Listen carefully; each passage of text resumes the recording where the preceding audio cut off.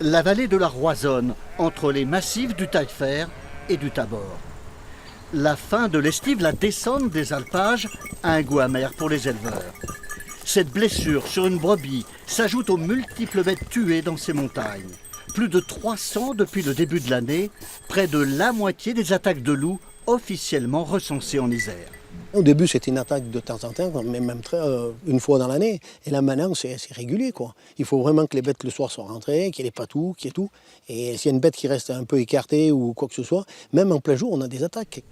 La présence croissante du loup a poussé la communauté de communes à réagir. Les élus ont voté une motion contre la protection du prédateur.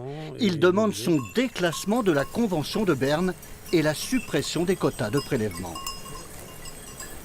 Il y a une certaine psychose qui s'empare un peu de ce territoire parce que les gens ne peuvent plus sortir véritablement la nuit ou s'ils sortent, ils sont obligés de prendre leur voiture. Il faudrait peut-être une gestion au cas par cas, au vallée par vallée, pour pouvoir cerner au mieux et être au plus près des éleveurs et pouvoir leur montrer qu'on les soutient, que les services de l'État sont là et qu'ils les entendent.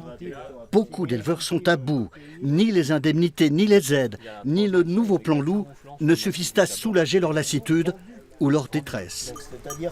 Il faudrait un réel changement aussi de l'état d'esprit de l'opinion publique et des gens, entre guillemets, des villes qui ne se rendent pas compte de ce qui se passe chez nous. Ce n'est pas simplement une bête qui arrive, c'est la mort du pays, quoi.